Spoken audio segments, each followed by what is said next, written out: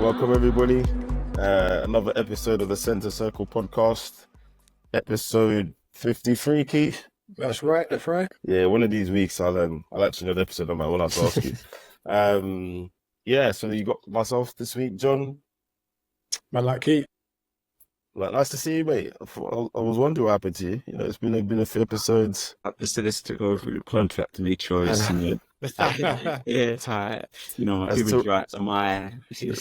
As Terrell said, welcome to Death Row, baby. Welcome to Death Row.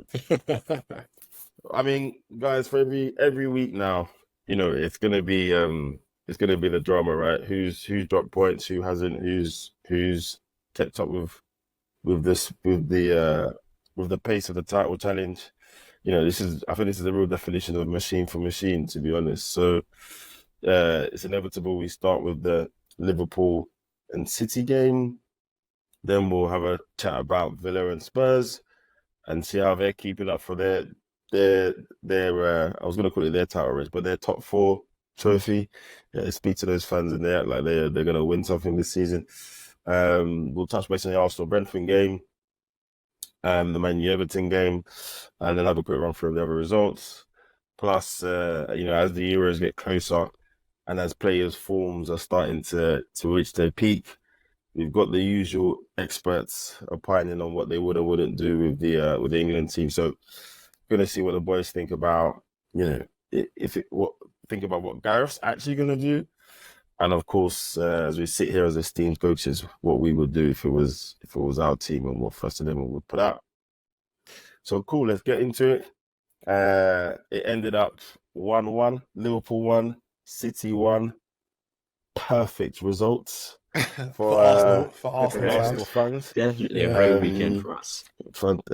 Fantastic weekend. Keith, look, man, talk to us.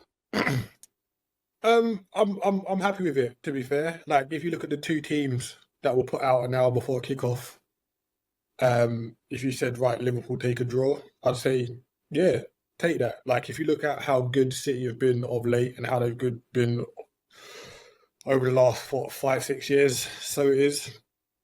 Even though it was at Anfield, people would say, yeah, you expect Liverpool to kind of get the job done, but you got to look at the personnel that's on the pitch, isn't it? Like, we didn't start with Salah, we didn't start with Konate, no Trent. I would say we only had my preferred middle three with Endo, Mac, and Szoboszlai. I think other than that, it wasn't. I'm not saying it was a patchwork team, but it wasn't our strongest team. So yeah, I'll take the draw. Like, the draw still keeps us in the title race firmly. Like, a win would have been good, but we can't sniff at that considering the team that was put out. Would you say? Sorry, just on that, you mentioned who the starting lineup was. Would you say though that those are the players that were in form though, because those players have done well in recent games, right? So yes, of course, if you took a baseline of Liverpool's strongest 11 and everyone's fit, those guys don't start. But if you take the reality of your recent run of form, these are players that are in form, right? Yeah, no, 100%. And I think you saw that with the selection of Joe Gomez at left back rather than Andy Robertson, who I wouldn't say he's been bad since he's come back from injury, but he hasn't been the levels that we've kind of known and used to. And Joe Gomez has been arguably one of our best players over the last month or so, maybe going back to even 6 weeks. So yeah, you could say based on form, the kind of team kind of picked itself. But as you say, if you want your kind of core, best first 11, that wasn't it. But yeah, into the game, City started really well. I think like the first 10, 15 minutes, like they had a lot of chances. They had like an abundance of corners in that kind of opening spell.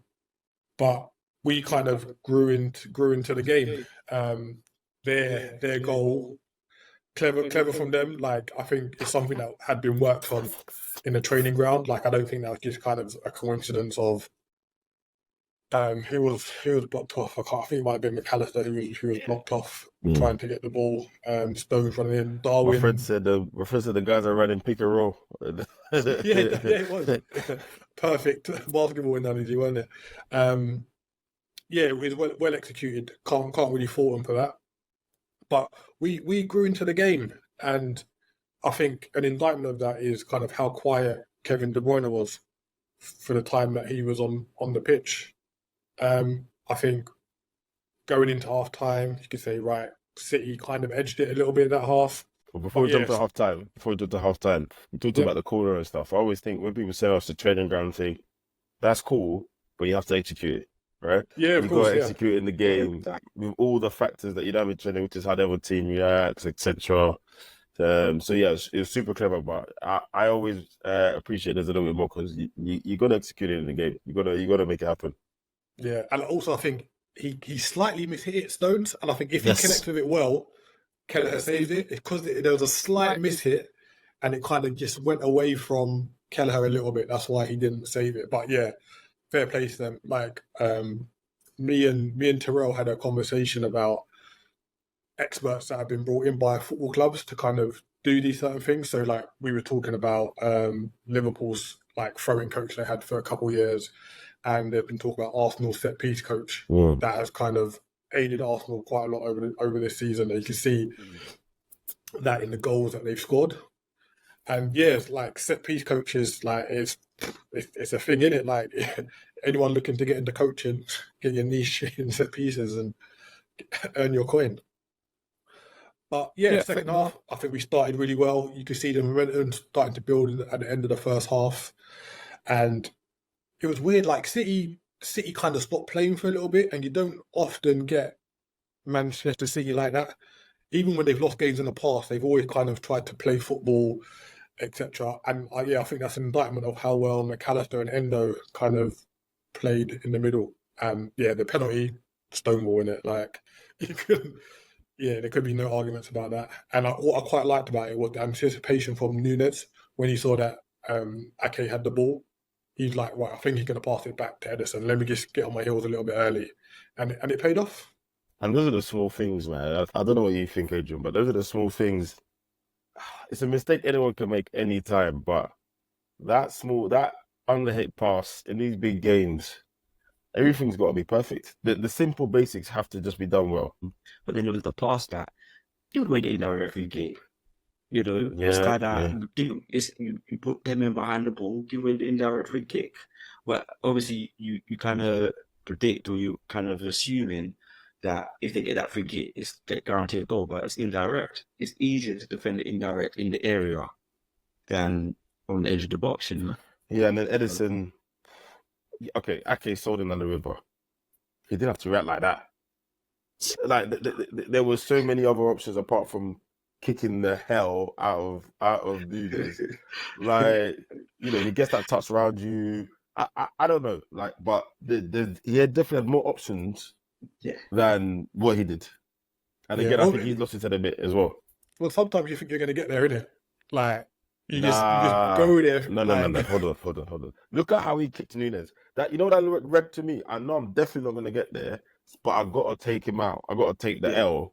And maybe I'll save the penalty. There was no attempt to the ball. That was all shin. I'm getting leg, shin pad, everything. And do you think back in the past that would have been a red card, wouldn't it? It would have. But it was a yellow card, so you definitely could have. You had so many other options other than kicking it. Yeah, I'm shooting it out, go through it with your hands. You know, it's a moment of madness from him. And McAllister's good penalty, man. Really good penalty. Yeah, he took our penalty on Thursday in the Europa League. Yeah, it was good. Like, and it was a bit of a pressure penalty as well. You know what I mean? Like, quite early into the second half, you know, against your rivals, pressure's on if you miss. And yeah, he done well. Ederson went the right way, but the power behind the penalty got it in. And then after that, we had the momentum. Like, there was like a 10-15 minute spell after that penalty goes in, where Diaz, who I've said on this pod before that we just need to see a little bit more from him. And then, so like the first chance was when Núñez is played in, and Núñez does really well kind of selling the defenders that he's going to go one way, and he kind of reverses it back to Diaz, and his first touch just lets him down. Yeah. And that gives it a chance for Ortega, the sub-goalkeeper for Man City, comes out and smothers it. like, fair enough. Salah comes on and pretty much with one of his like first or second touches, plays a nice ball through to Diaz. That ball was that through Kind ball. of He's cut out about 5 players. Yeah, I know. 1-on-1. Granted, you've got Kyle Walker chasing you down. No one ever really wants that. But he got enough time to pick his spot, and he just gets it all wrong. Opened up his body well, but just gets it all wrong. Doesn't even get it on target. Like, fires the ball wide. And then the third chance, I think it's again Salah plays the ball across the box, and he decides to take a touch instead of hitting it first time. And then Walker gives Walker time to recover.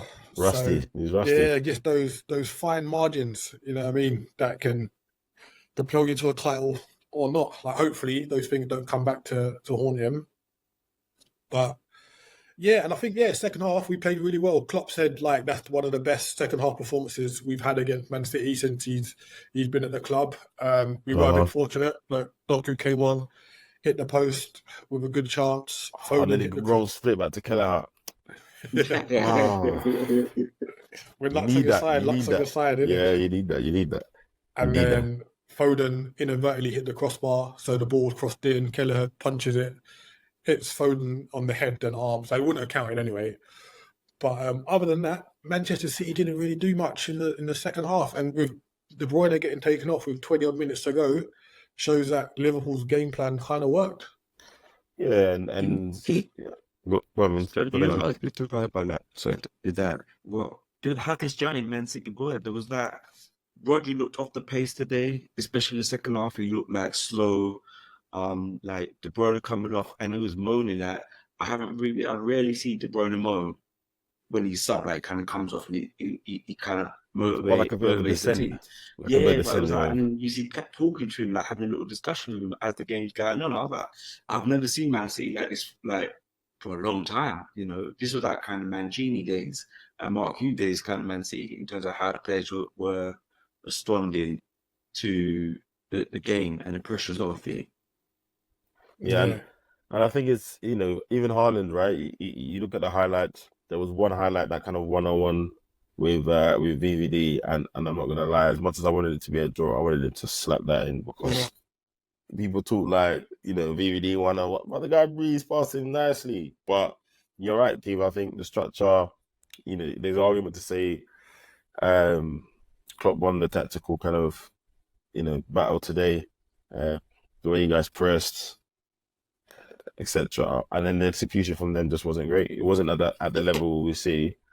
And we kind of got to the point where, you know, a lot of people, based on recent performances, I mean, you've been saying it for some time, but people are saying, look, they don't see Manchester City as a shoo-in.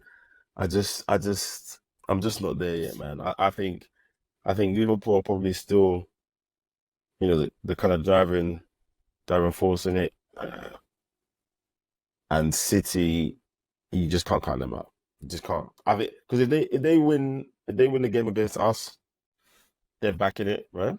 That's the thing. They're back in it. If they draw with us again, if they draw with us as well, so they draw with both the title rivals, then okay, fine, forget it, and it's almost.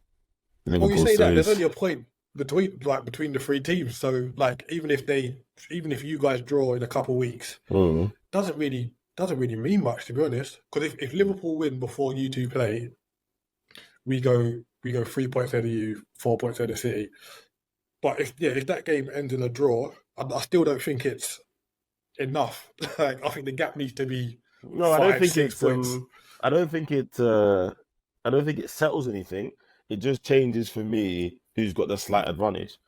So as I'm sitting there still today, if you say come 38 games, who wins the league, I'm still saying City today. But I just think at that point, and then I might be like, okay, all right. You know what I mean? Because at that point, we'll have 9 games left, right? Yeah. And that City would have dropped 4 points against the two rivals they're in the race with. It just changes things a little bit. And puts the ball back in your court. So yeah, I mean, I said it in the group earlier. I don't know about you, Adrian. I don't remember it being like this. I don't like this, man. Every week, it's just pressure, anxiety. Yeah. I don't like it. I'm not enjoying it. I'll enjoy it at the end, but I'm not enjoying this. I don't remember it being like. Maybe it was so long ago I've forgotten. I'm not enjoying this. Everything counts. Every little thing counts. that when we look at the game, you just think, this player's playing, is he ready? Is he fit enough? And you're looking at City's team, you're saying, oh, who's missing? Is that going to be an advantage to us and Liverpool? So everything's flat at the moment. Yeah.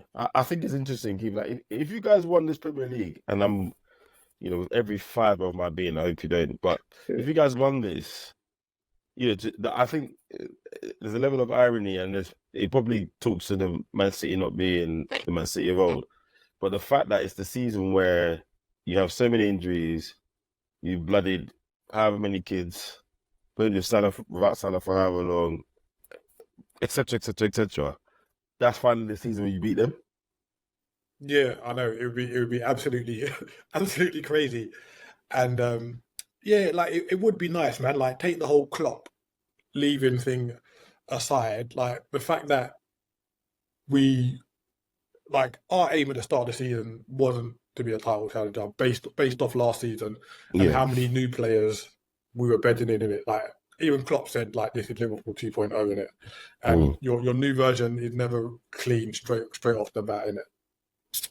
So to be in a title race for this long, like, is an indictment to kind of how well Klopp has done, and the players, like, when Matip got injured at the start of the season, everyone was like, "Oh, we should have brought a centre back, rare," and Klopp was like, "Look, we got players here. Like, I know everyone's quick to spend, but we've got players here." And Quanta's come in, and he's hardly put a foot wrong since he's played. His first game, I can remember being a little bit nervous, but that's understandable. That's to be expected, isn't it? Because, like, he'd never played for the club before, innit? Like, I can't remember who he was on loan at last season, but yeah, like, I think he was playing in League One, maybe. Like, he definitely was in Championship.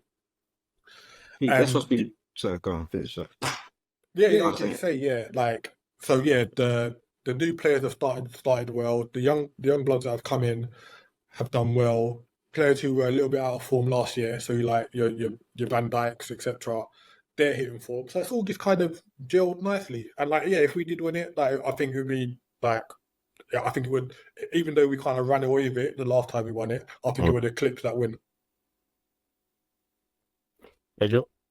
I was saying that's what's kind of been nice about this season, actually, that the introduction of loads of new players, where the teams haven't gone out and spend, but like Conor Bradley, like, he looked solid down that right, didn't he? And the width he was given and the selections of part of process that he was given before, which was really good and really exciting. So I'm looking forward to it.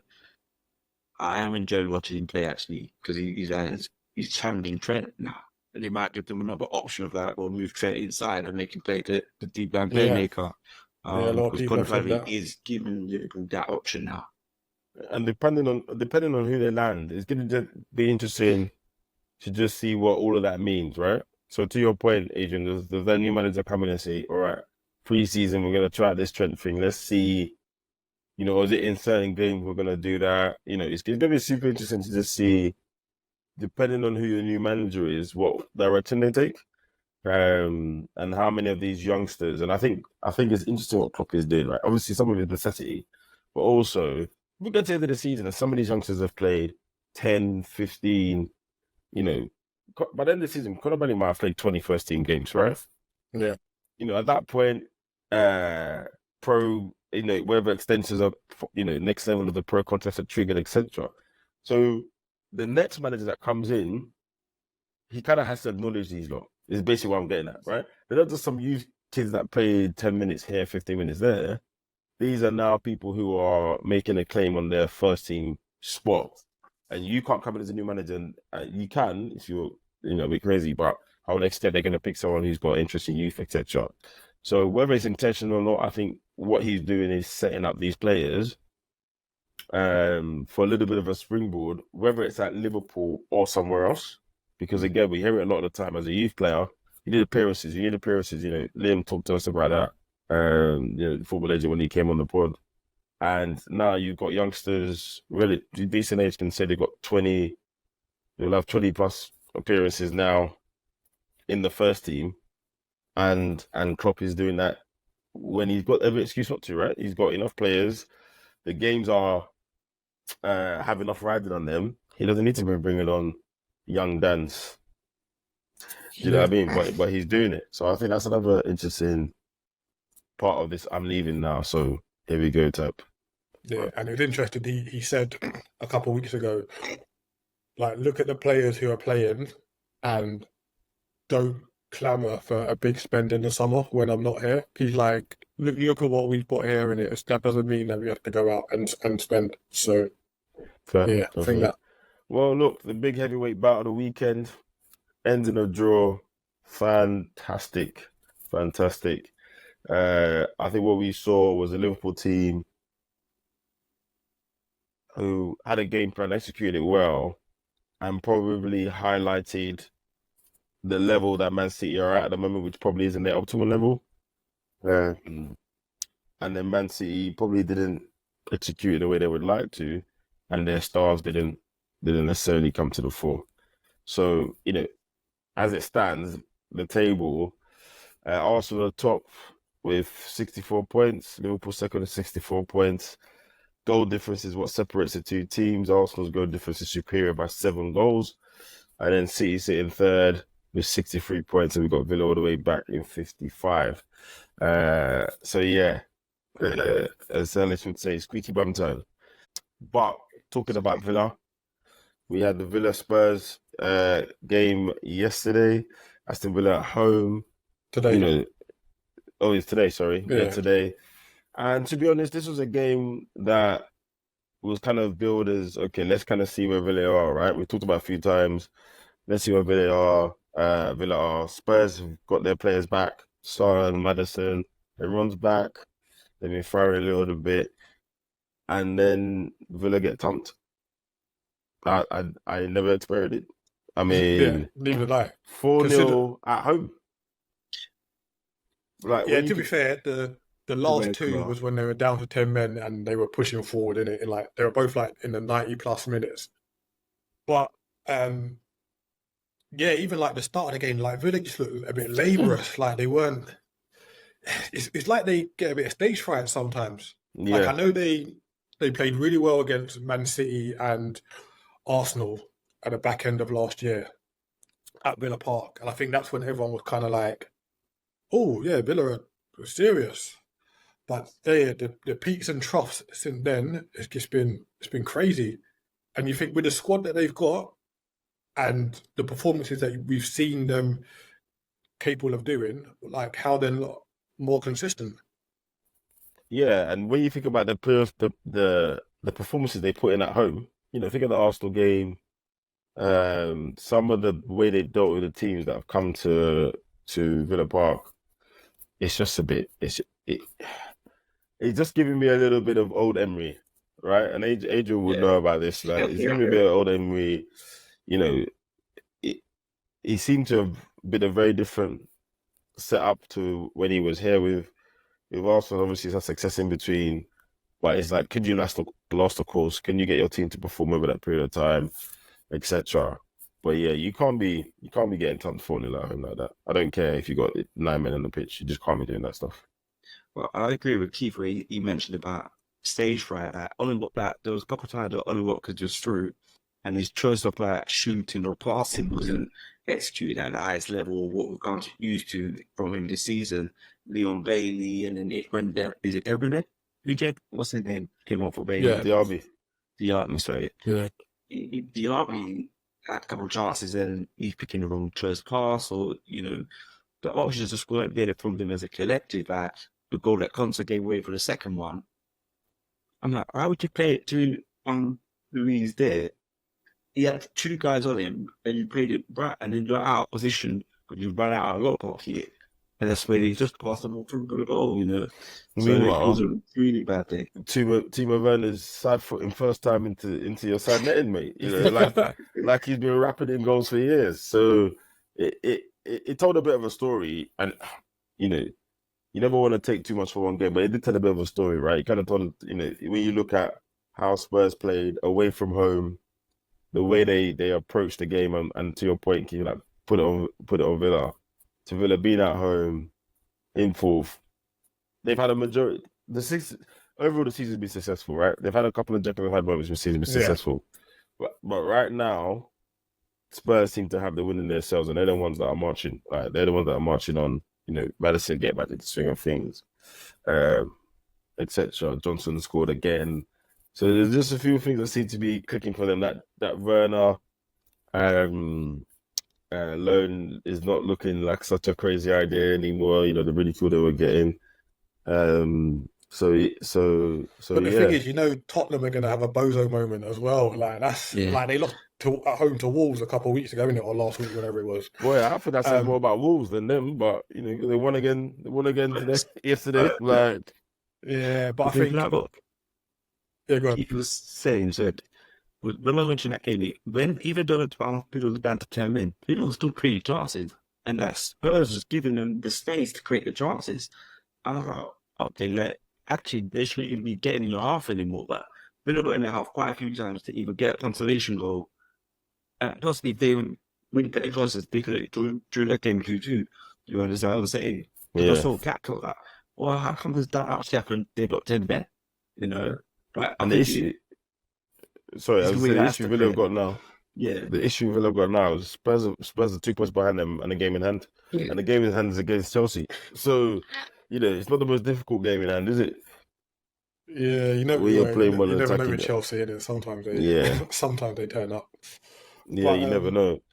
Yeah, I think, like you say, Villa have had a good season, and I think they just need to find like a little bit of consistency at this end of the season, and I'm not sure there's much rotation in their team as well. So it could be like a bit of fatigue. Like I know they're only playing they were only playing one game a week until the Conference League started again, but like they did go to Ajax on Thursday, like had a tough draw there. We've got Ajax this Thursday again, and then they're away to West Ham Sunday. Yeah, so yeah, it just could be a bit of fatigue. And they're gonna well, for the Premier League anyway, McGinn, I think that might be a violent conduct red card.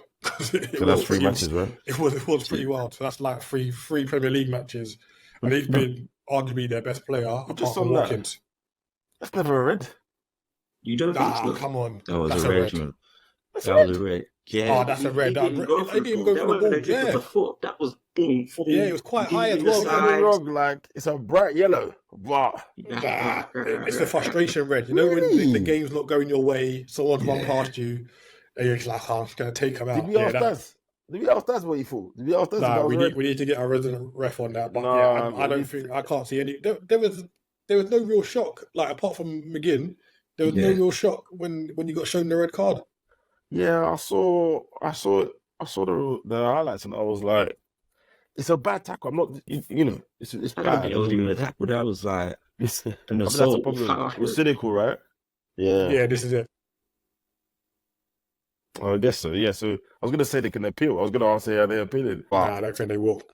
So then that's a big loss for them. Massive. Yeah. 100%. Yeah. And look, I look at their fixtures, and you know, like I said, they got Ajax this Thursday, fine. West Ham away next Sunday, and then Wolves at home. You know, big derby game up there. Then they got City away, and then Brentford at home, and then Arsenal away. So, to your point, they need to find some consistency, but they've left it to the wrong end of the season. Like they could have bought themselves some wiggle room, some credit. I think Manchester United are out of it now. They're 6 points behind Spurs, but it would be a real shame to kind of got yourself there and then literally just not even be able to find in the last 11 games some kind of 40 to 50% consistency in terms of getting results. So, but to be fair, like I know, like if they miss out on Champions League this year, it'll be a bit of a kick in the teeth because they've been in the top 4 for quite some time now. But if they get into Europa League based off their league position, that's still progress from kind of what they done last season. And we all said they had a really good season last season. And even if you go to the Europa Conference League, like I'm looking at the teams left in it with them, I think they're the best team left. Like you've got Fiorentina in there, Fenerbahce, Dynamo Zagreb. Don't underestimate them Italian teams, man. Don't underestimate Fiorentina. I know that. Didn't Fiorentina? No, West Ham beat Fiorentina in the final last year, didn't it? Yeah. Yeah, So yeah.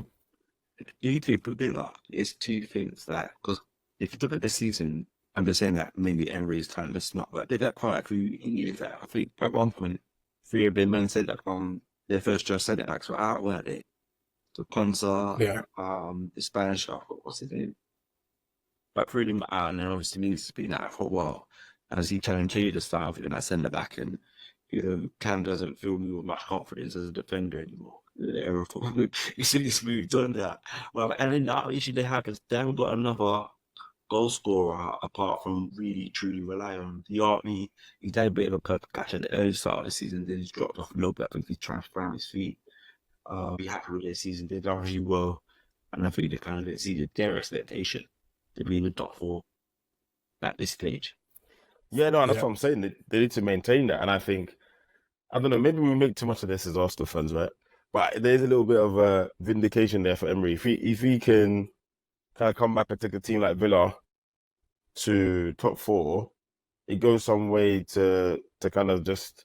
He's got a good reputation, but apart from the PSG spell and the Europa Cup wins, in terms of league finishes, I think it'll be good for him. And then obviously he can do what he's doing in the Champions League.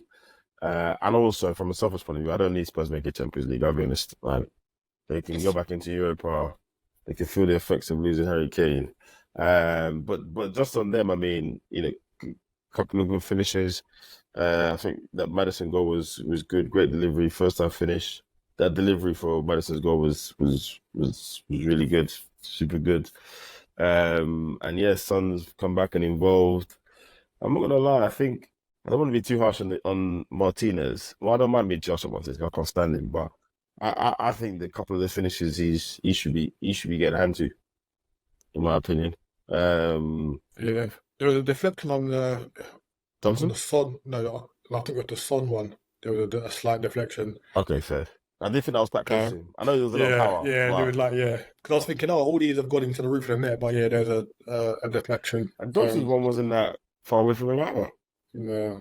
Wasn't that far away from him. On Johnson, I think the signing of Timo Werner has kind of given them a kick up the bum, to be honest. Like, it was a big money signing from Nottingham Forest. I think not many people expected it. Like, if you looked at the Nottingham Forest team last season, he wouldn't have been the guy you thought that would be sold for big money. You thought he'll be Gibbs White. So he's gone there with a big price tag. Struggled a little bit, you know what I mean? There's been a few indifferent performances and whatnot. But yeah, the last couple of weeks, like he's showing his levels. And I think like with Werner coming in, I think that's kind of said to him, look, they've got this guy on loan with a potential to sign. And honestly, I don't think Werner's coming to be that goal scorer. I think he come in to be more of that creator. Yep.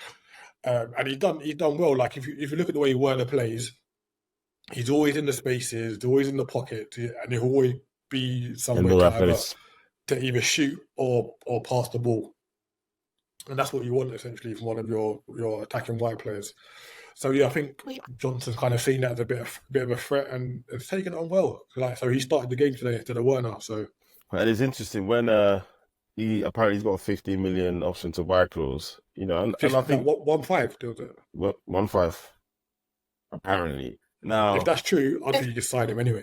Well, and I'm like, I was just about to say, that's when you start layering your squad in a way, like over a period of time. You start giving yourself that depth, and because that's been the problem, right? They've not really had that much depth for the quality of depth. You just start layering the squad nicely. Werner's not gonna come in and ever have a peak season 25, 30 goals, but that's not what you need, right? Johnson's you're kind of on the rise starlet, and Werner's got enough quality and experience to push him and make a contribution over the season. So yeah, I won't be surprised if they didn't sign him. And Levy loves the bargain, right? So yeah, very much so. It won't surprise me. But yeah, I mean, the top three is basically set. We're just trying to find out what order they finish in, and it just seems like it's just Aston Villa and Spurs for that top four right now. It's advantage Spurs. They take care of that game in hand, and it's advantage Spurs. So yeah, let's see how we really get on Right, moving on. Arsenal, Brentford. Overdue too, isn't it? Yeah, Arsenal 2, Brentford 1. Unfortunately, due to other commitments, I didn't actually get to see this game. I saw the highlights. Adrian, did you watch the game in full? Yeah, I watched the game in full. So I think you came in there with fear just based upon Ramsdale starting. There was like a lot of interaction around Ramsdale starting. Sorry to interject, Adrian. Do you think that nervousness was just in the crowd or within the players? I think we've been on such a good run, and the one component or part of that component is out due to the parent club, being alone. Yeah. So I think, and there's so much to build up around him being the number one and losing the number one spot. That meant to the English or the fans and the media. So everything was on him, and then as you saw, he made a mistake. I think up until that point, it appeared we were in control of the game. And then massively at the state where Risa sitting and it went in, then I think it gave Brentford that comeback. It was undergo the last. So Do you know what's funny? Like I missed the goal because Brentford had the ball, and I think someone played a stray pass. It went back to Arsenal, and then they started playing it back to like the defenders. And you just kind of look away because you don't think anything's going to happen. Yeah. And then I heard, the commentator go, it's a mistake. And I saw the ball in the back of the net, and I was like, nah, what happened? It weren't until the replay is when I saw the mistake from Ramsdale. And the thing is, people telling me, he hasn't played, he's low on confidence. Listen, I don't care. That stuff there is basics. If you got to put your foot for it first time, if you got to annoy Arteta because you haven't played one kind of pass, that's fine. Because all of those things are better than conceding a goal, right? And it's almost like deja vu. Home straight, lots of things are at stake, and you're making mistakes that could cost us. It's ridiculous. Any doubt or anything that he wanted to, and he played well. Don't get me wrong, he played well, but that wasn't the issue last season. It wasn't like Ramsdale played bad. He played well, and then individual moments would mess us up, right? Southampton, etc. And that's what we saw again. He hasn't got that 99.99999% mentality. He hasn't. And you can see that moment of Kane where they would accept the pass, like Saliba will come by it and collect it, and Garrick's, he was ignoring those passes, and I think there was a bit of nervousness, so he was going long quite a few times. He went long. But what I did like about yesterday in that game was, one, he looked like we thought he was going to win the game, but two, the level of aggression from the back line in terms of defending, they were like, usually it's just Ben White that's quite aggressive and Gabriel. But it was like the entire back line, and they were celebrating those little individual battles that they won. But there was one point where Saliba went right through Tony to win the header, and they were all high-fiving him, and they were and that was even higher. It wasn't a last-ditch tackle or block on the line. It was like actually these little moments that could turn the game. You've won that little battle of the free-con of being slipped on. But I think we've got to give a lot of credits to Ben White as well. If you were Ben White yesterday, the 2 assists, his just general play throughout the game was just really good. He was available all the time. Selections of passes was there. And I think he's gone under the radar for the last 3-4 games. We actually can really well. Well, one thing I do love about Ben White is the dark arts. He's like a master. The whole Arsenal team, put North England shipping down behind always putting the keeper. Like the amount of free kick to give somebody against the keeper, but he does it, and he's totally just on the line, not to get yellow, but just to be a nuisance to the opposition. But the scrappy record about it, momentum from that mistake, and saw the result, and not this play. Kind of turned out with the winner. Yeah, I mean, he's been turning up with the goods, and I hate to draw too many. When you're looking from a distance, it's so easy to be like, he seems more confident, but he does seem like someone who's if he's not growing in confidence, he's probably just growing more in understanding of his role and what he's there to do, and you can just see the way he's doing things is just with a little bit more belief, because he's still not scoring things clean, bottom corner. The finish he did last week. Is probably the cleanest striker finish I've seen him do whilst he's been there, right? Everything else is a little bit of hit because of the keeper. Keeper should probably save it, hit a bit into the roof. But yeah, 4 games, 4 goals consecutively. He's doing well. He's doing really well. He had a chance in the first half as well, didn't he, Aidan? Yeah, like just a great through ball from Jorginho. Expected him to score, but he played well the last month or so. Can't really fault it. But I'll tell you what, someone who's impressed as well, no one's really been talking about, is the way Kivio's come back into the team. And he's doing the job. He's played a few games now, and giving us that bit of speed at left back, that bit of cover speed at left back, that bit of physicality there as well. He might not be the ball player that Zinchenko is, but to be honest, with the makeup of the team, sometimes that's not what we need, right? It's the other side of the game where we just need to cover that liability, have someone who's not going to get absolutely nailed on pace, who's not going to get out-muscled, who's got the height to deal with certain types of passes into his zone. All of these things, which teams were starting to exploit, let's be frank, right? People were doing their homework. People were prepared, and they were attacking what I call the Zinchenko deficit. Do you know what I mean? If you might not have many opportunities, but when you do have the ball, you target that area, you attack it in the right way, and he was a flaw in our defense for various reasons. We saw even from Liverpool last season. So I think Kiki is a good example of where, from the outside looking in, it can look like a guy's on his way out. He's not playing much. What's the point? Yeah. But you need all the players in the squad. There's a reason why you bought someone, and maybe it just takes for them to get to a certain point where the manager's like, okay, I can trust you. You understand what I want you to do, your confidence, your fitness, whatever it is. Do you know what I mean? Yeah. And I'll ask you guys about when Jorginho starts in the 6 and it kind of gives Rice this new role.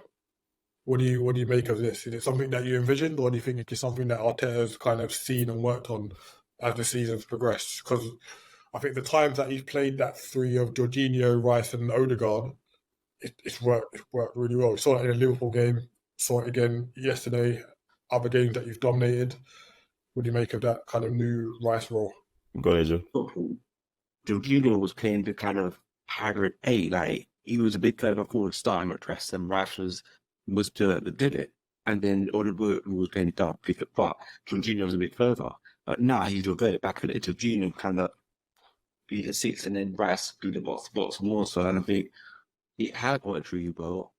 What's going to be interesting is he going to force Parky into that situation now, or is he going to leave it and just introduce Parky to kind of finish up games?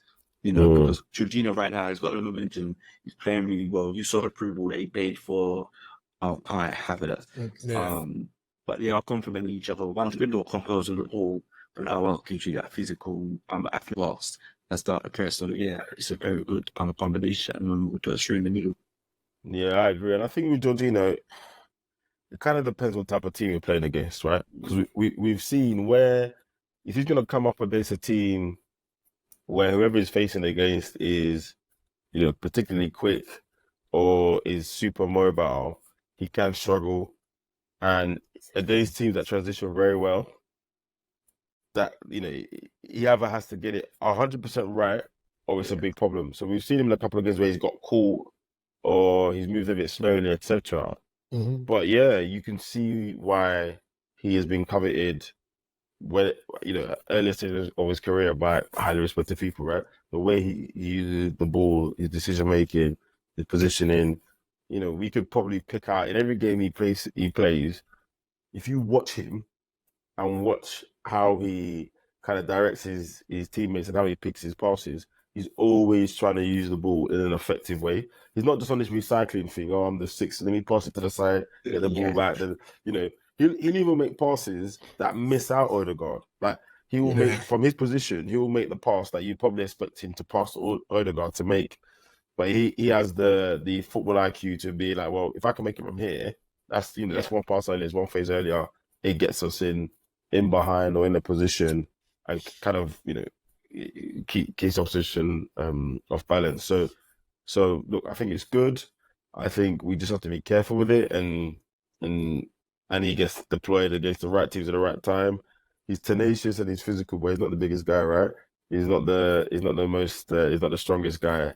Yeah. He's not Party. He's not Basmati. So as long as Arteta is wielding that correctly, then fine. But I think in the running games we've had and who we've played, yeah, it's been great.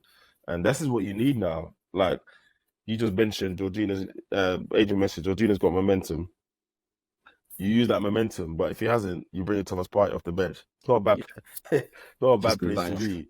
You know what I mean? Or you swap it around and like so. Now we've got to the point where a bit like I was saying about Tottenham layering up. A lot of the layering, a lot of the players, we've got a big squad, but it's people are playing their part. It's all, and any title you need that. And it's funny, Raheem was on a podcast the other day where Solskjaer was a guest in the podcast, and he said he was talking about people call them squad players or utility players, and he's like, you don't win leagues without these guys. When you get to the business end of the season and people have played 40 games and they're suspended, injured, people call them squad players, whatever. They're the guys that win you the league. You know, those are the people that come in and maintain the standard and keep the performance up. Yeah. So in building our squad the way it has, I think maybe that's what Kivio is showing now, right? That's what Jorginho has been showing for quite a bit. Or actually what Partey is going to show now, because let's be honest, with his injury record and his appearances, he's a squad player. He's not starting many games. Yeah, that's what he's showing out. Even though he played one wayward pass yesterday, I said, yo, you are rusty. He played one pass, I think it was out to the right wing. Yeah. It is and Saka looked in like, what? Was that for me? You know. But yeah, so to answer the question, Kim, I think it just shows to Adrian's point, momentum, someone in form, it works. And now we're at a point where if that needs to be switched, whether it's tactically or we've got a decent level of quality on the bench. It's good place to be. So another question. So I think we've seen this season like the quality of play that Arsenal have. I think you've kind of taken up a notch from last season. What would you say would be your reason for not winning the league if it happened? Do you think it would just be kind of lack of experience, kind of lack of concentration in games? What would be the thing that stopped you from winning the league from this point? A lack of attacking consistency. Yeah, that would be my thing, right? So I don't know what Adrian thinks, but the whole thing about the defense being good, being tight, kind of just not conceding shots, that the new stat that everyone wants to shout about every week, all this stuff, you know, XG against and all that nonsense has been low, right? So the defense has been bad. That was early on. But as we saw in the games before Christmas, that's fine, all those stats, but you're going to lose games if you're not finishing your chances. So think about the Villa game, right? Before they scored, I think it was John McGinn that scored. Before they scored, we had chances to put that game away. You know, we should have had 3 goals, easy. Not to talk of all the other chances, but if I just think about good chances that they would score today, like in the form they're in today, they're scoring 3 or 4 chances. So I just think that lack of attacking consistency just came back to bite us. There were games we were winning 1-0 and we're getting through and drawing, but not having the bite up front that we've got now, I think that's cost us, because I think before Christmas it was 2 games or 3 games. We lost 3 games out of 5 or something like that. Bro, all you got to do is take one of those games, one of those 3 points. Where are we today? Yeah. You know what I mean? All you got to do is take one of those 3 points and 2 draws. It's a different thing today. So for me, it would have been that not being consistent with the attack across the season, having those dips would have been for me. I definitely agree, because Junior the front form that is no, okay, Martinelli's good, but Saka's putting us through. Jesus is kind of through, but Saka's good. Apart from that, the whole front line wasn't scoring enough goals, you know. And that has come back to haunt us a little bit. We're in it in that. But if you look at that little period where we weren't scoring enough goals, weren't creating enough, we were creating chances, but we just weren't finishing it. That's a big issue for us. I think that's going to be the biggest disappointment for dominantly, and then that kind of reinforces that argument of the prolific number 9. You know, the prolific number 9, 30-goal man. I think it's just about someone who could be clinical at the right time. rather than yes, get scored 30 goals. I'd rather you get scored 10 plus goals than scored 30 goals. Yeah, I agree. And I think, I don't know, I still think the striker argument is a valid one. It was just being conflated with something totally separate. So people are like, oh, we did a striker because we're missing chances. No. So even when we get a striker, we still need Odegaard, Saka, Martinelli. To create those chances. Yeah, to take the chances that they've been missing, right? You still need your Declan Rices to be chipping in with his 5 to 10 goals. Well, not 5, 10 goals a season, like he's doing now. The headers, the shots. But to Adrian's point, you then need the striker that's going to take those chances that Jesus is missing at crucial time, or Nketiah. Think about me, I can think of off the top of my head 2 or 3 Nketiah chances last season that changed games, that changed results, right? And not to single him out, but that changed results where you think, okay, if that's Tony or if that's whoever, they do that. And I think that's what you guys have in Salah. That's what City have got in Haaland, Like, Salah can be as rusty as he wants, whatever. He gets the ball on the right side of the box and cuts in. Could be top bins. It's not even Salah, it's Jota, really. Like, you could say, like, Jota. Yeah. Like, he's not like 30 plus, but he gets those vital goals, Yes. And he goes out and gets you 10 to 12 goals. Exactly. So don't get me wrong, we might get that from somewhere else. Like I said, Rice is cropping up. Odegaard seems to have found his shooting boots again. Saka's in good form. Martinelli isn't even in Martinelli form, right? So, if he catches a light in the last 10 games, there we go. So yeah, it's an interesting one. And I think secondly to that, just back up as well. So if Saka's not playing, with all due respect to Reece Nelson, the drop-off is ridiculous. It's a cliff edge. It's. But then do you think that was all difficult, like having a guy that can get multiple positions in throughout a squad? Like you look at Ben White, they right outside it, like, and even Dier. Yeah, but he plays them well. But then, like, we've got Jesus. So do you think sometimes it goes, all right, Kai, be the striker, and Jesus, you start from the right today? So I think we've got enough quality to get us through 3 games, 4 games. You're talking about a season injury, then that's another question. Then you say, no, we need someone else. But to get 2, 3, 4 games, I think Jesus can do a job there. Yeah, but I think as we look forward, you want to be a perennial Champions League participant. You want to be pushing these teams for the league. You need someone that, if Saka's off form for 5 or 6 games, he loses his place, he sits on the bench. Or someone does that job on the right side or left side in a different way, so then you can give the opposition something different to talk about. Do you know what I mean? To your point, Jota, it's a different thing to what Diaz, different problem to what you face if Diaz is playing or if Salah's playing we just need a little bit more variety in that problem. This is what Kai Havertz has given us this season, right? Slightly different problem. Yeah. He's very physical. He works hard. Slightly different threat in our front. He's probably the tallest player in our front line, like just overnight, right? Yeah. So I think that's those are the places that I won't be surprised if Arteta starts addressing. But apparently we're gonna get a 6 again next season. So I don't know, man. I don't know. Maybe he's happy. The 6 makes sense though, doesn't it? Because Jorginho's like come to it and then Carl Party, and then who else is there after those two? He's missing Zinchenko's defensive duty, so you could play him as an 8 possibly, but yeah, we'll see. It's gonna be interesting. And we talked about Liverpool's kids. They'll probably spend a little bit this summer, new manager. That everyone's gonna keep. I don't even want to know what City are gonna do this summer. Doku's gonna have had his first season. He'll have another pre-season, and then he'll step up. That's what they're clever with the cycles, right? Yeah. So yeah, it's gonna be interesting to see how we do it fixed. But yeah, if we don't win the title, it will be that. And before we move on, I just want to touch on something else. This shots face thing. So there was a tweet that was going around in one of our football groups, and I think yesterday we faced 4 shots on goal or something like that, which is more than the 2 or 3 previous matches combined. And somehow that's Ramsdale's fault, apparently. and I challenged it. And to be fair, my friend who posted it, he gave some rationale that I'll accept.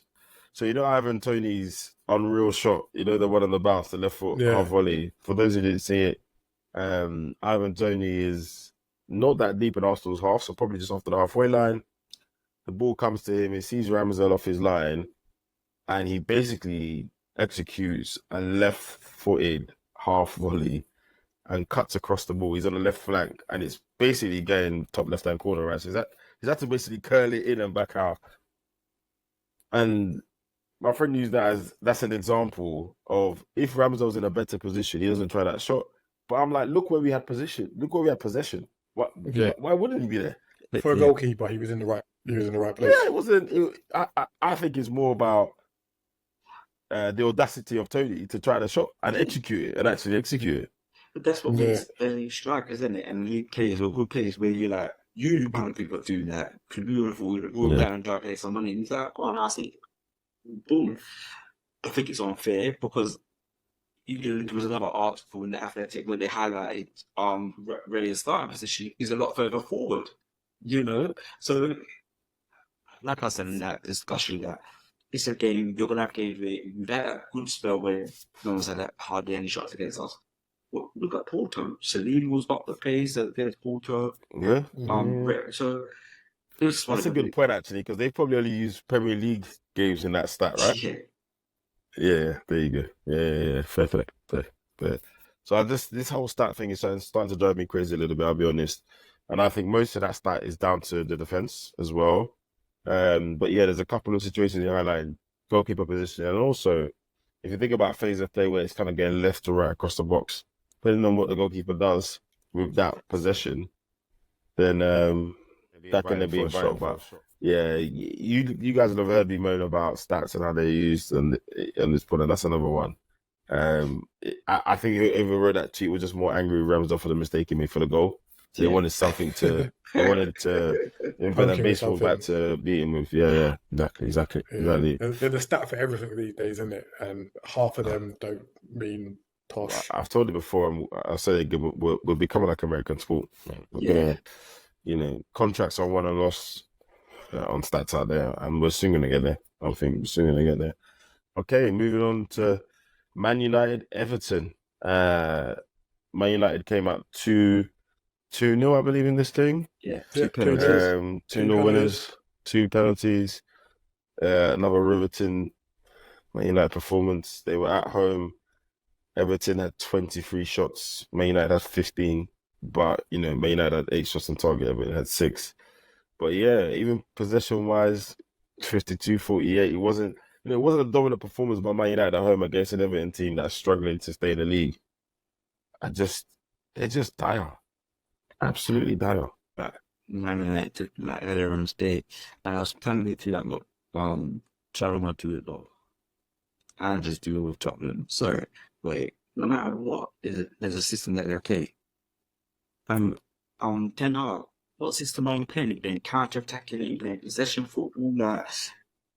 Vibes FC. Yeah, don't lose FC. Yeah, that's the tactic. Don't lose. Okay, so, and there's a game when they came Luton.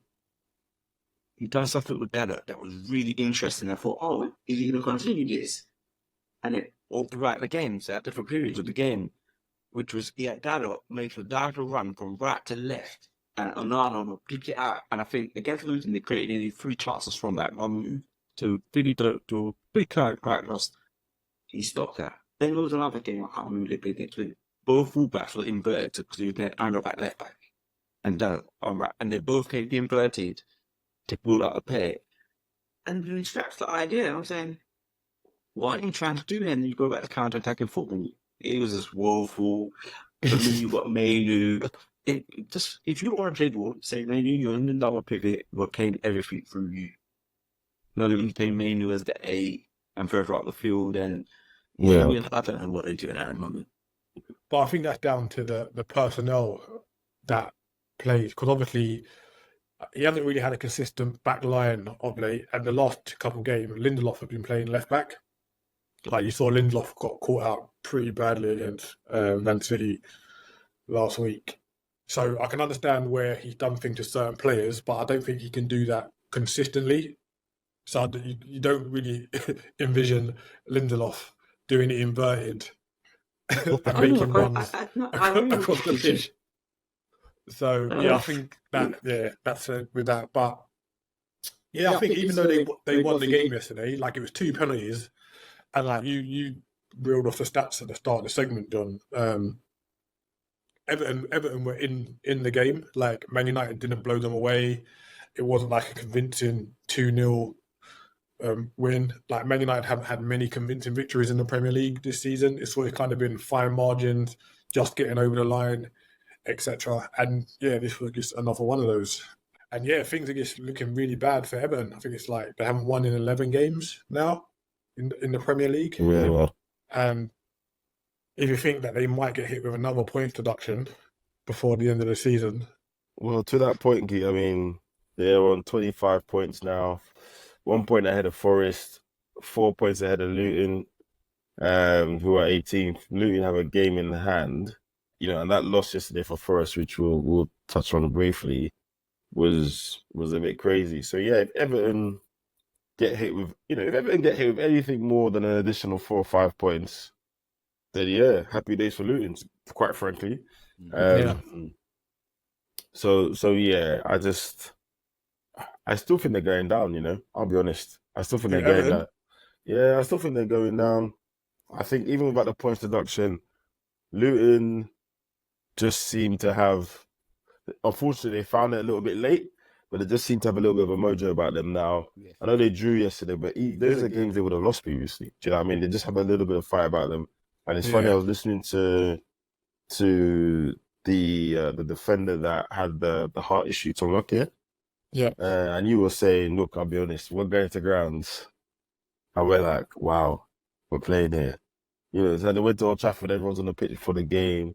So it was like, I'm not saying we're professional or anything, but understandably, some of these guys have been a Luton since he's been there since they went on leave. Yeah, I know.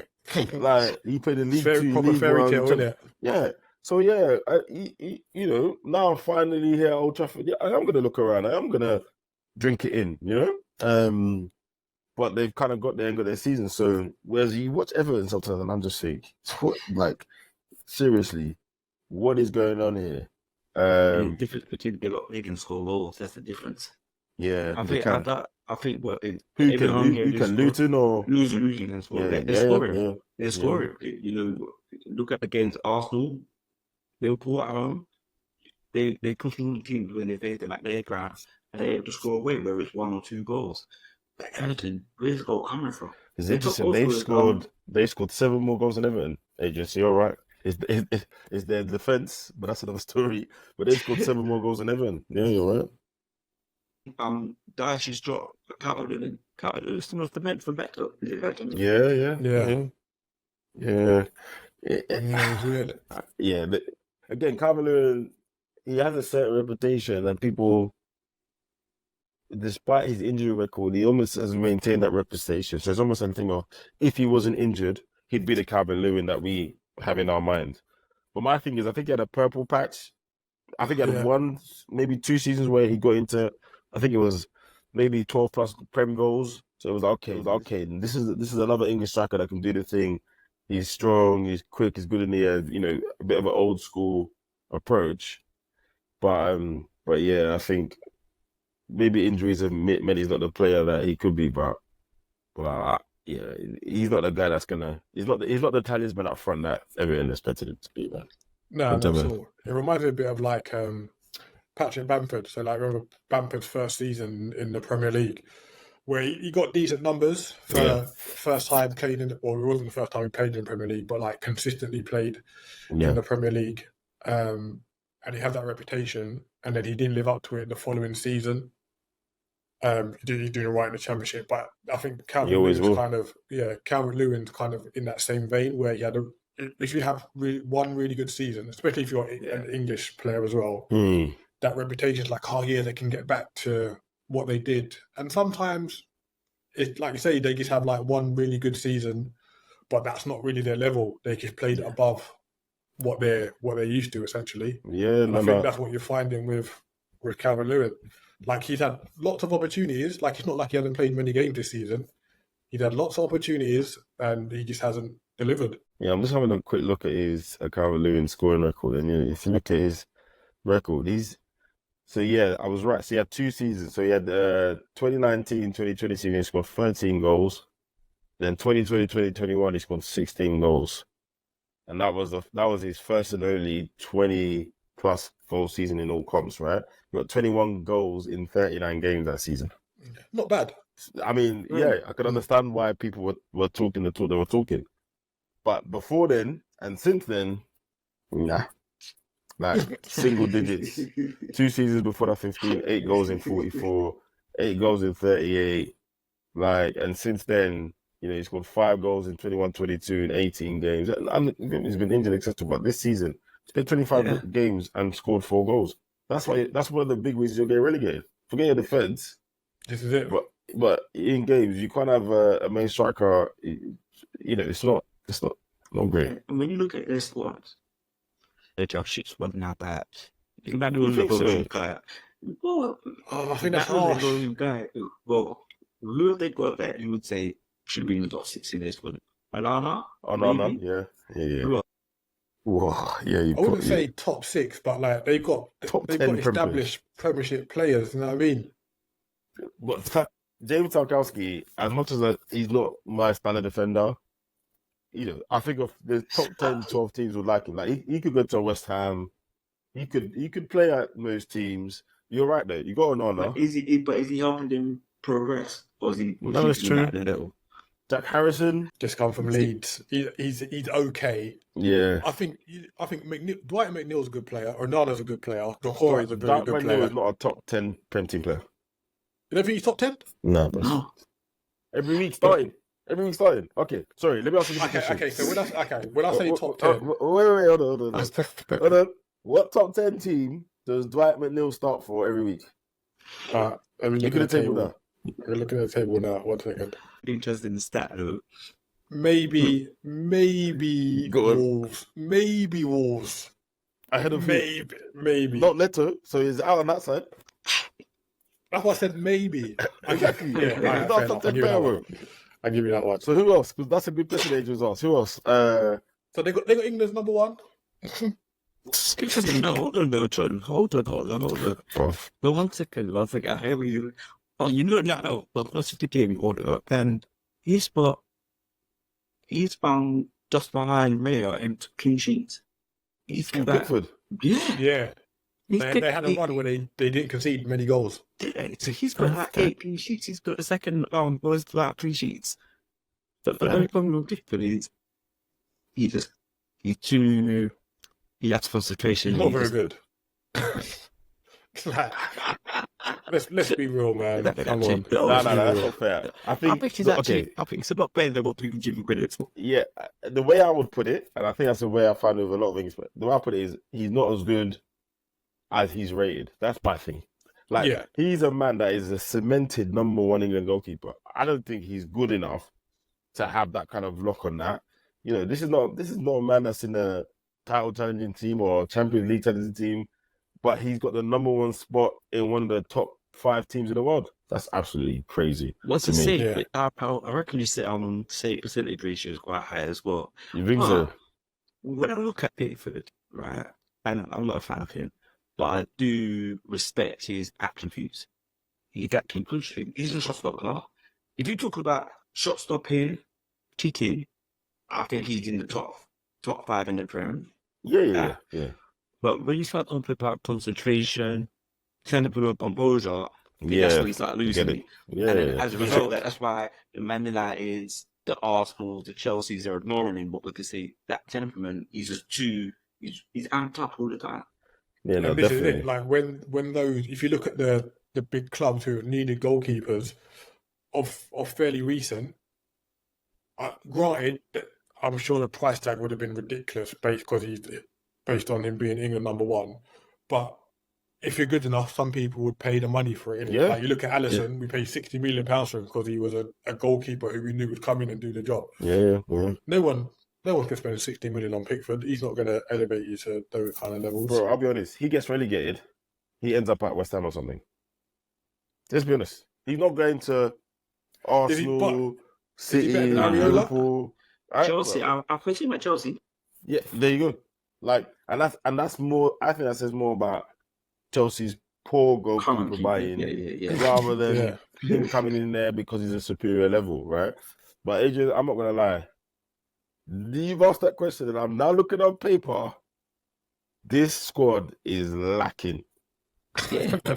No, this squad is lacking. Like, so if I look at the midfielders, obviously Onana, I think he's great. I think he's destined for good things in his career. I think he makes the right moves. You got Dan Zuma on loan from Villarreal. Tricky player, does okay, but he's not pulling up any trees. Jack Harrison talked about. Beto, again, decent player. In the right team, he probably score some goals. He's injected a little bit of fight in them. Doucouré, I like Doucouré, but he's probably over it a bit now. How old is he now? He's 31. This is kind of it for him, really. Ashley Young, cool. Yeah.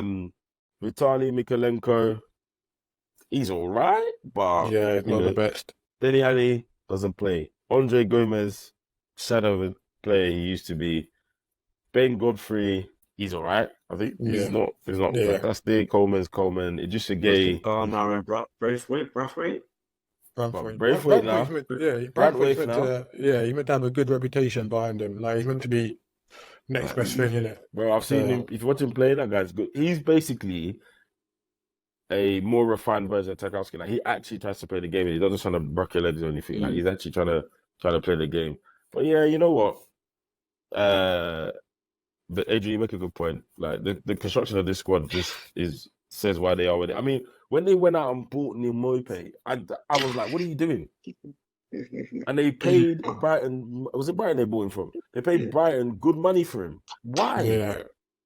This guy hasn't got. You need people who are going to score you goals. Why are you spending that money on time on someone whose goal record before he joined you was, bruv, he had scored 10 goals in the Premier League, was his highest Premier League tally. This guy has scored 100 goals, 112 goals in 385 career appearances. That is not the guy you bring in when you're fighting relegation. He played 27 games for Everton and scored 1 goal. Yeah. What are you doing? So, yeah, they're gone. And I think...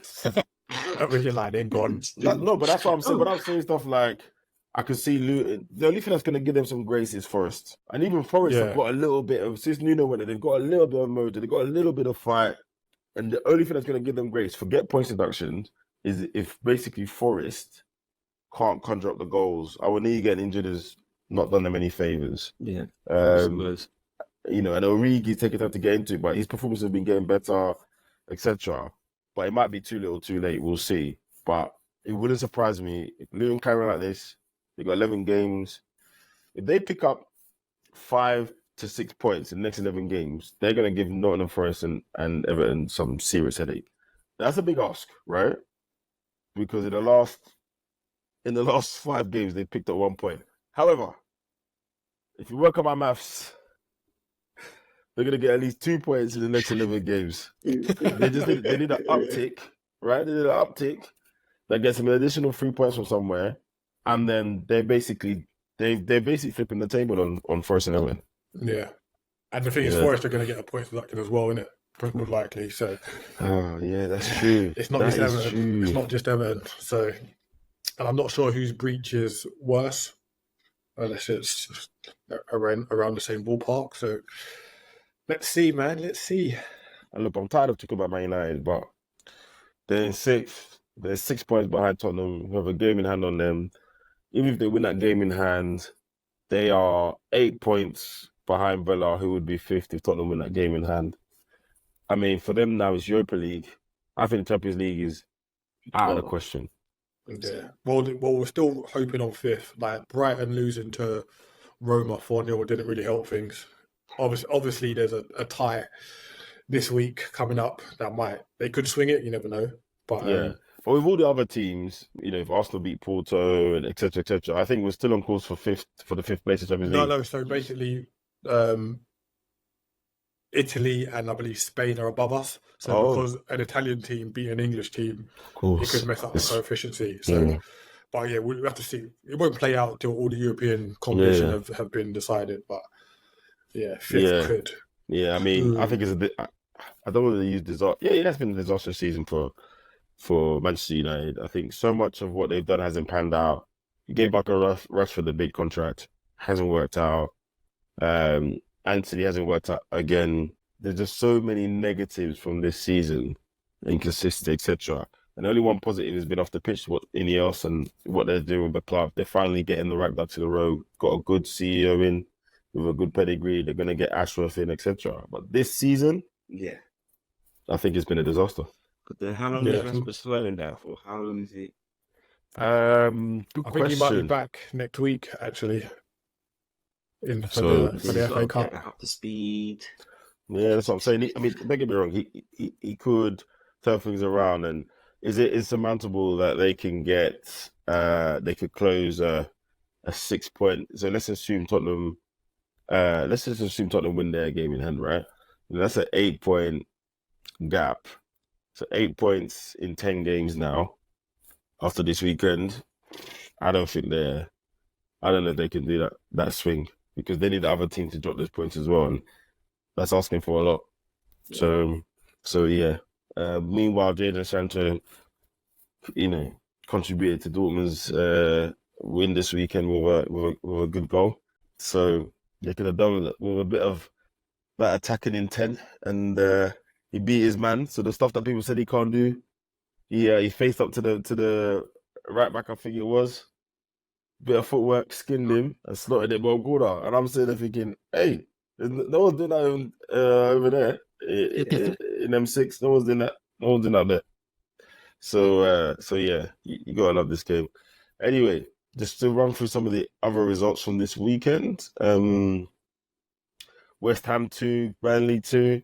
Interesting game. Danny Ings came on, the forgotten man. I totally forgot he was there. Scored 2 good goals. One got disallowed because he was offside by like a millimeter or something. Yeah. And then his second goal was a good turn and finish. It was like, I don't want to say classic Danny Ings, like he's some super top elite player. But if you've watched Danny Ings goals, it was what he's good at, the basics: touch, turn, shoot. But Burnley were leading there 2-1, so that would have been interesting. Fofana's goal. I was just about to come to it.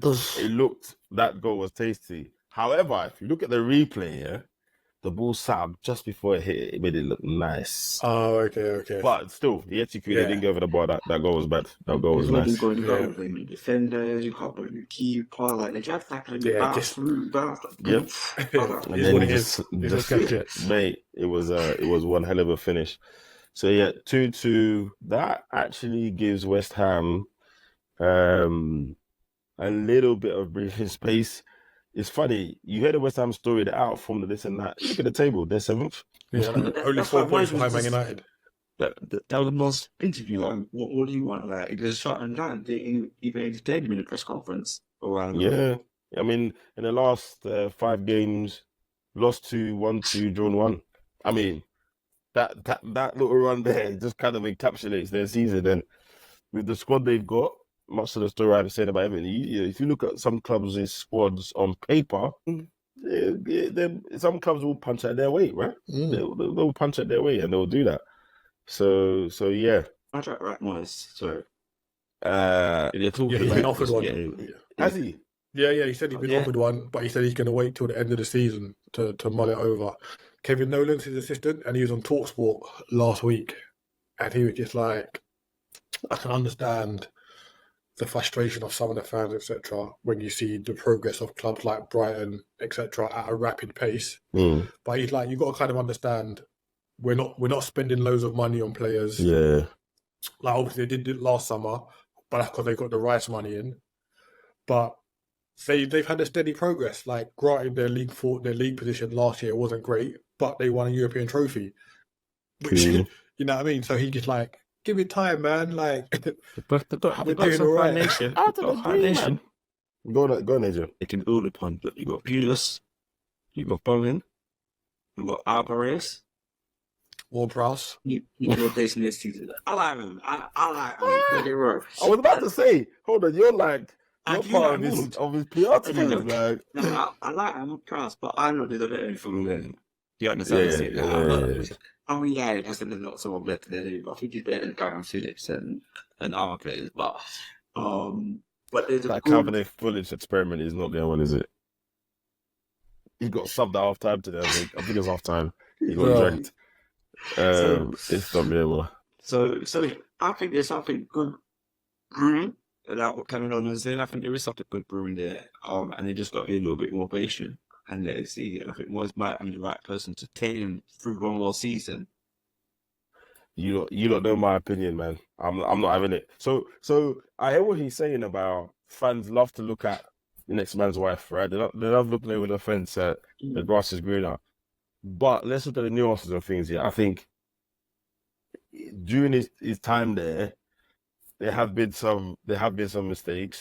The style of football is not the most progressive. So yes, he's done well, but I think you can still make he doesn't have to be doing terribly. I think I said it before. He doesn't have to be doing terribly. They don't have to be getting relegated for you to just make a change. Yeah. And I just think with some of the players they've got there, if they get the right manager with the right mentality, they could be a little bit dangerous. And also, his plan B is stick on Antonio and let him get physical. Bro, he's dead. Antonio, like, I think is a great personality, etc.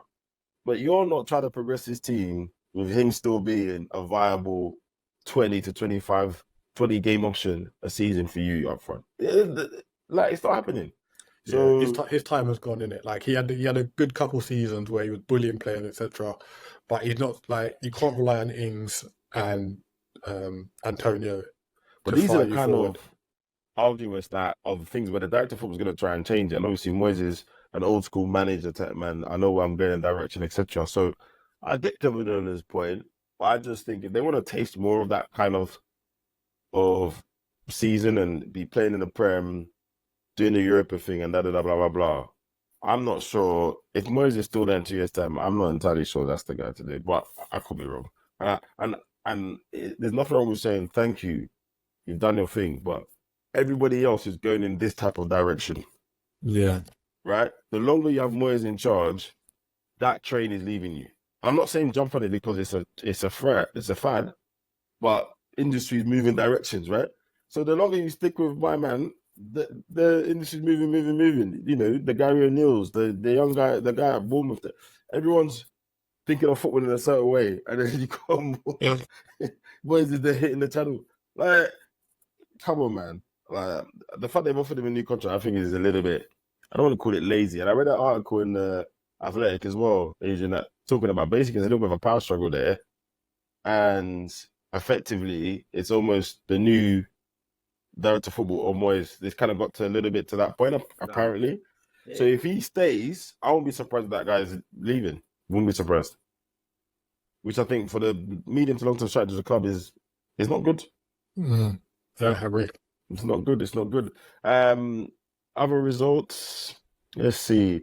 Wolves 2, Fulham 1. Wolves, man, they're cracking on. Ainuri, who I was supposed to put in my fantasy team, but didn't. Tom Kearney, own goal. And Alex Iwobi scored again. He's having a bit of a renaissance season. Wolves are now up to 9th, 1 point behind Brighton, 2 points behind West Ham. If Gary O'Neill could get them into Europe, that would be really good.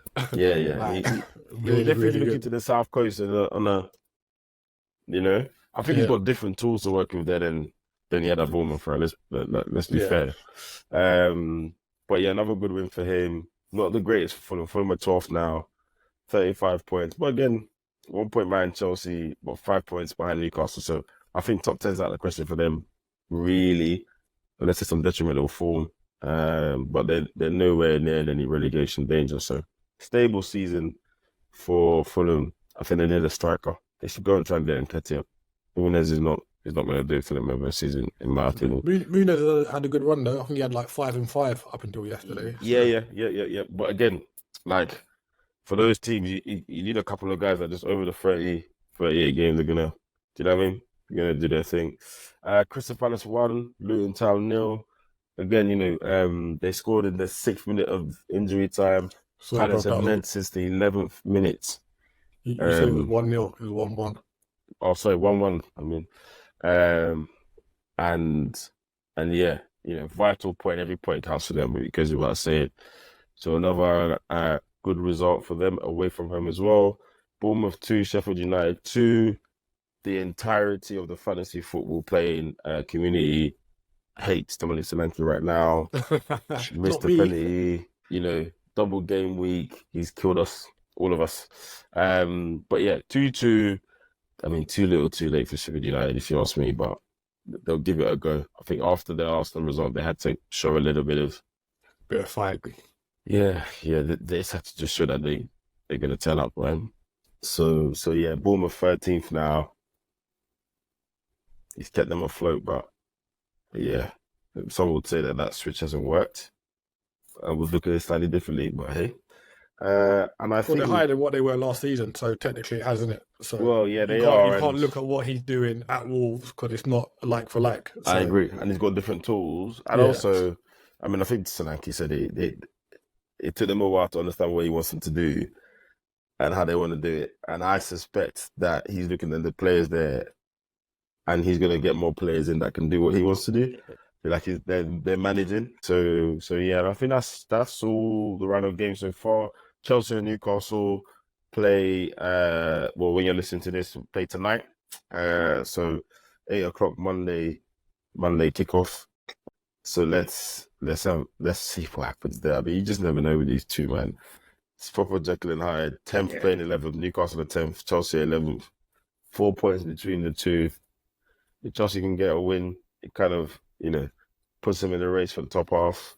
And they've got 2 games in hand on most people. So they got a game in hand on Newcastle and 2 games in hand on Wolves, who are 5 points ahead. But their recent form suggests that they're not going to do much in those games in hand. So let's see. So that's the kind of the Prem roundup. Wanted to touch base quickly.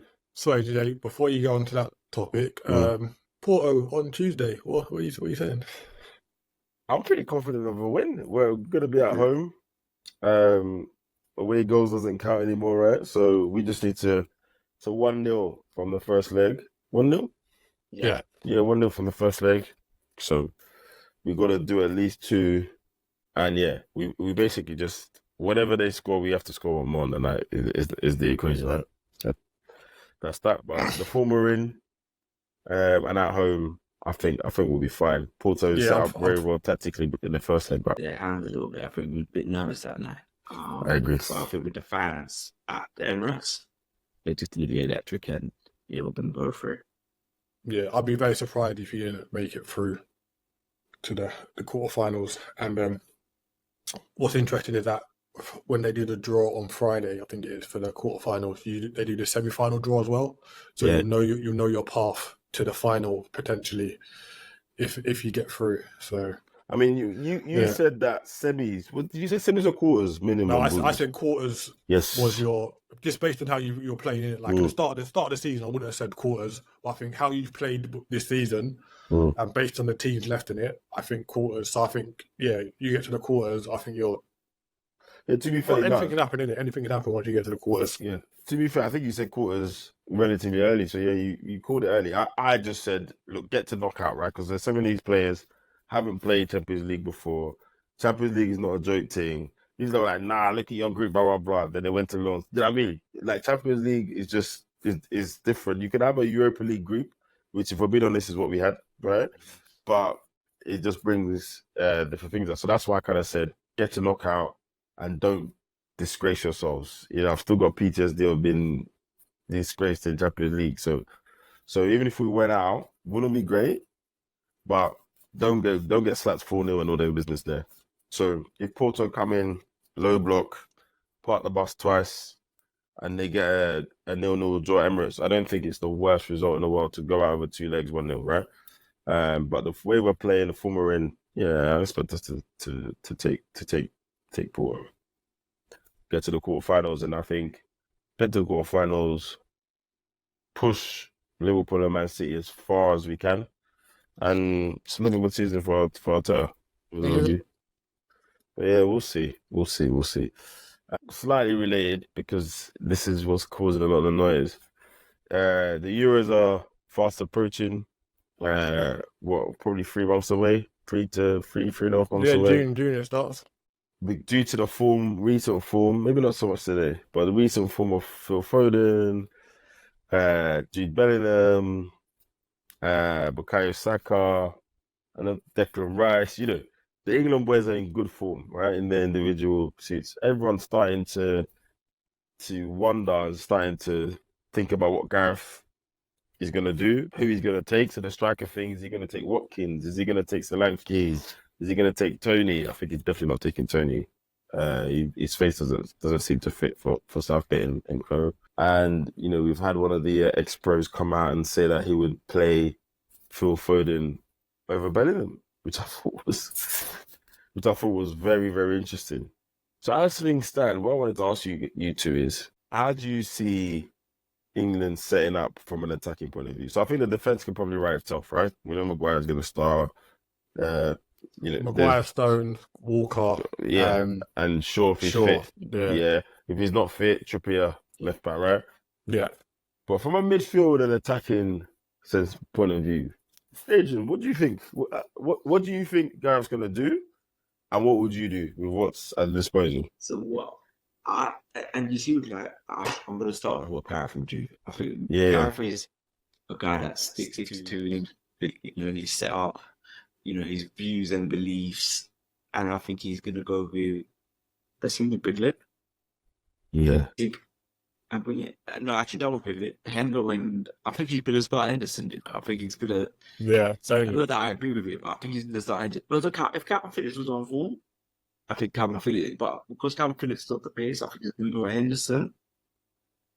Then Henderson and Conor Gallagher will swap Rice, and it's going to be a 4-2-3-1. Saka right in the middle of the 10. I think he can still with Burnham there. Burnham with the left. I think it might be some games Rashford and some games, but he's result Foden. But I think Foden. Okay, yeah. Yeah, because Foden never had a great tournament. I think he holds them things against people, he's a bit. Man. He does. He's dropped Sterling, but Sterling never had that anything, about tournament. He's got a certain vision for the team. He sticks to it. He doesn't kind of drift from it too often. We can always say that instead of that's a better form than Harry Maguire, and he's still not picking Harry Maguire. He didn't care. So that's where he's at. For me, a bit of that line speaks for itself again. Yeah. So what would you do different to that then? What I would do different, I would play. I like Manu. So my walkout would be Rice and Manu as the double pivot. What you saying? Starting, yeah? So Manu starts in yours. I think Manu's I love that. enough to start. I love that. I think he's good enough to start. From what I've seen of him this season, calm, composed on the ball, he's not steady yet on the back foot in tight areas and after. He's very composed. He has a physicality at times, and that's what you saw against Everton. Bernardo and Decore were too physical for him in that middle, but on ball he was fine. I know go with the front three of Foden. I'll play Foden left. Bellingham in the 10 and set on the right, and Harry Kane up front, obviously. That would be it. So I think not only walked out it, mainly in there. So I agree with you on what Gareth's gonna do. I think he's gonna play Hendo, etc. I would play Stones in the middle with Rice. Stones in midfield. Yep.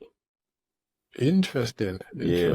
I would play Stones in midfield, a la what he does for City, with Rice, Bellingham in front of them, Foden left, Harry up front, Saka right. That's what I'll do.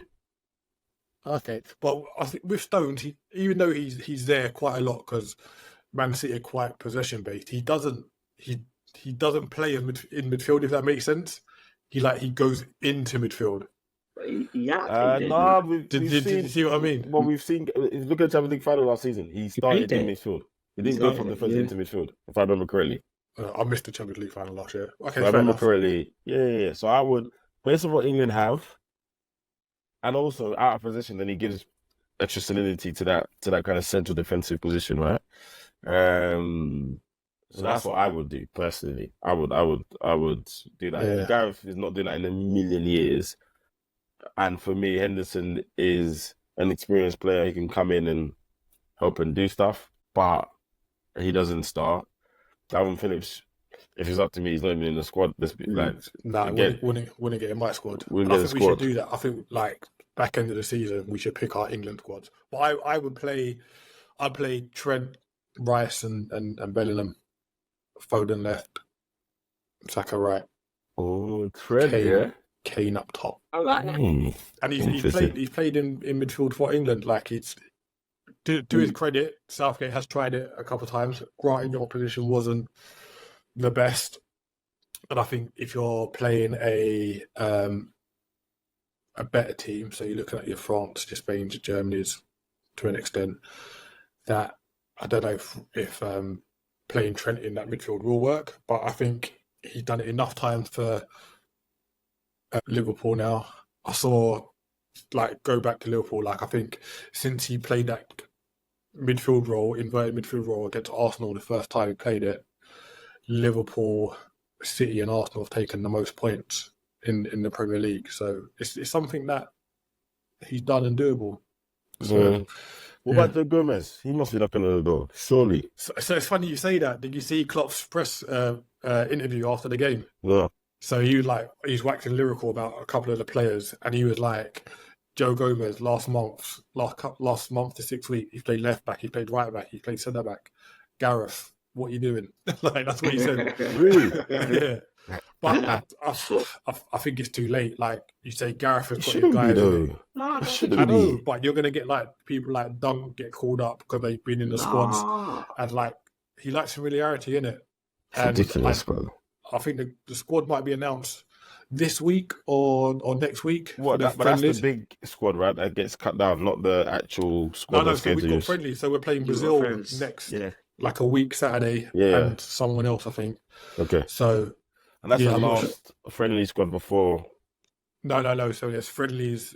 Sorry, there are friendlies in June, but that squad is you make the big squad, play your friendlies, and then you've got to cut down the games in June. Exactly. So exactly. Yeah, it's going to be interesting. A lot of people are talking up England actually winning the tournament. You know what it is, right up to the tournament, they're exposed, they get overly patriotic and start to make emotional predictions. I do think that Gareth has set a bar now, though, hasn't he? You know, final of the Euros, was it semi-finals of the World Cup or quarters? Qatar. So we set a bar now. I still think France are probably the team to beat. And someone's going to come out of the woodwork and do well. I don't know who's going to be. I don't know if it's going to be a Portugal or someone, but someone's going to come out of the woodwork and do well. And then there's also just those European countries that just at a basic level can play ball, right? They just do the basics well. So yeah, it's going to be interesting. But I just think that that's the final 1%. I think I've said it on there before.